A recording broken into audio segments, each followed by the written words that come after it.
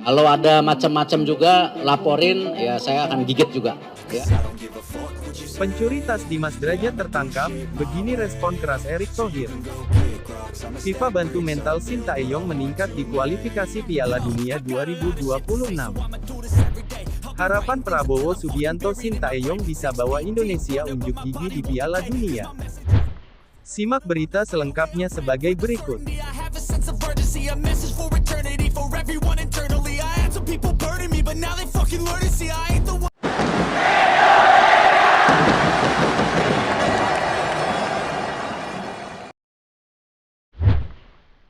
FIFA bantu mental Sintayong meningkat di kualifikasi Piala Dunia 2026. Pelatih Timnas Indonesia, Sintayong dipuji Federasi Sepak Bola Dunia, FIFA, setinggi langit jelang melawan Arab Saudi di putaran ketiga kualifikasi Piala Dunia 2026 zona Asia.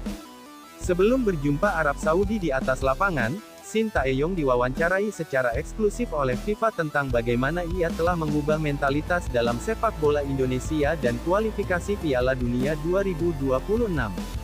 Menariknya, FIFA memuji pelatih asal Korea Selatan itu dengan menyebut Sintayong sebagai sang pembuat sejarah selama 4 tahun menjadi pelatih Timnas Indonesia.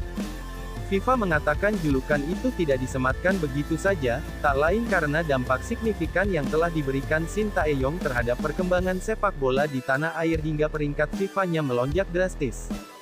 Sintayong dijuluki sang pembuat sejarah setelah 4 tahun menjadi pelatih tim nasional Indonesia, tulis pernyataan FIFA dalam artikelnya, dikutip dari laman resminya.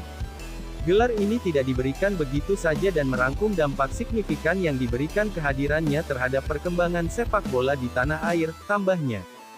Kemajuan Indonesia tercermin jelas dalam peringkat dunia FIFA. Di bawah Sin, mereka telah naik 42 peringkat, kata FIFA lagi. Sintayong sendiri pertama kali melatih Timnas Indonesia di ajang resmi pada September tahun 2021 ketika skuad Garuda berada di peringkat 175, namun pada Juli tahun 2024, Indonesia telah naik ke peringkat 133. Bahkan, Timnas Indonesia berhasil melaju ke putaran ketiga kualifikasi Piala Dunia 2026, sesuatu yang belum pernah terjadi sebelumnya termasuk berhasil mencapai babak 16 besar Piala Asia 2023. Secara tidak langsung, pujian FIFA di atas bukan tidak mungkin bisa membuat mental Sintayong lebih meningkat dan termotivasi saat melawan Arab Saudi. Dalam wawancara dengan FIFA, Sintayong pun membeberkan target jangka panjangnya yaitu membawa Timnas Indonesia merangsek ke peringkat 100 dunia.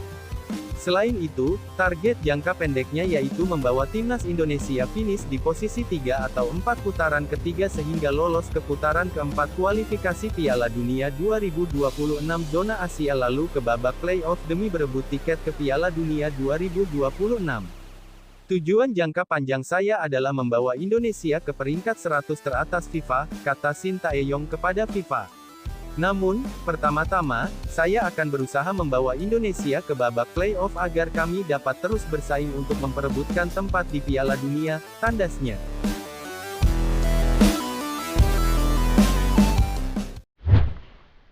Harapan Prabowo Subianto Sintayong bisa bawa Indonesia unjuk gigi di Piala Dunia. Alasan Prabowo Subianto mengatakan tidak mau menyaksikan Piala Dunia. Saya pecinta sepak bola, tapi saya tidak mau nonton World Cup. Di TV pun saya enggak mau karena Indonesia tidak bermain, kata Prabowo. Pak Prabowo menilai Indonesia semestinya sudah bisa berlaga di Piala Dunia.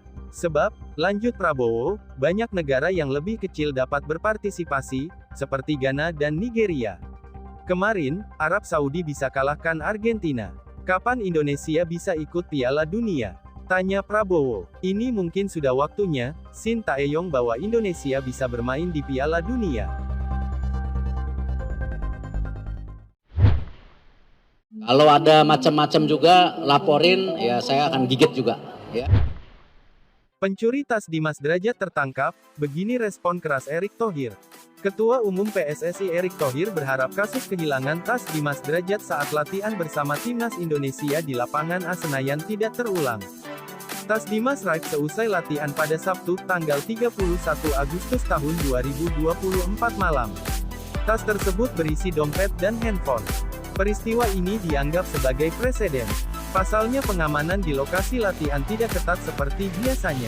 Karena itu Erik meminta hal ini diusut, termasuk ada potensi sabotase. Yang dimaksud sabotase di sini adalah ulang mantan karyawan PSSI yang mendapat pemusatan hubungan kerja PHK. Erik berjanji tak segan memberi pelajaran kepada pencurinya. Kalau ada kepengurusan yang internal gara-gara isu sedang asesmen, melakukan sabotase, ya pasti saya sikat. Tapi belum ada indikasi itu, kata Erik di Jakarta, Selasa tanggal 3 September tahun 2024. Tapi saya akan pastikan bahwa keamanan itu menjadi prioritas. Saya langsung telepon Pak Sumarji. Ada indikasi kemarin, ada di titik mana saya enggak tahu, ujarnya. Saat ini, kata Erik, urusan hilangnya tas Dimas sedang diurus Ketua Badan Tim Nasional BTN Sumarji.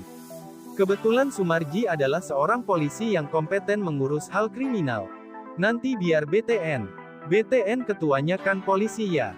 Coba nanti ditanyakan. Mestinya punya keseriusan juga melindungi para pemain, ucap Menteri BUMN ini menjelaskan. Tetapi yang saya tidak mau hal-hal kecil ini mengganggu persiapan tim nasional. Saya sudah sampaikan ke Kepala BTN, Coach Sintayong, pemain fokus saja, ujarnya. Erik juga menggaransi handphone milik Dimas yang hilang akan diganti. Erik tak ingin konsentrasi Dimas di kualifikasi Piala Dunia 2026 terganggu karena insiden tersebut.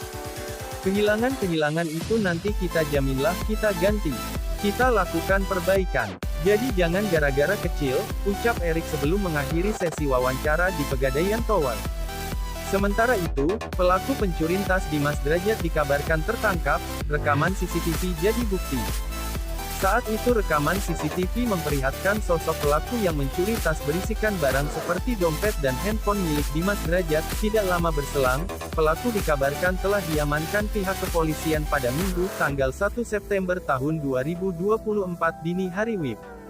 Kabar itu diumumkan oleh Nova Arianto, sementara untuk lokasi penangkapan belum diketahui pasti. Informasi yang saya tahu, dengar-dengar pelakunya sudah ketemu, kata Nova Arianto. Kemudian untuk barang penting Dimas Derajat masih dalam tanda tanya. Saya kurang tahu kalau masalah itu. Mungkin bisa ditanyakan ke Dimas Derajat langsung, tutup Nova Arianto.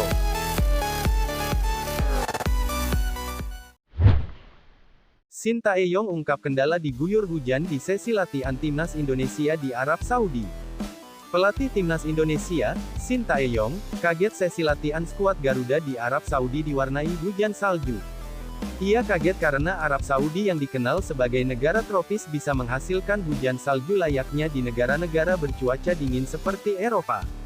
Sekadar diketahui, sejak Senin tanggal 2 September tahun 2024 malam waktu setempat, Timnas Indonesia menggelar latihan di Arab Saudi.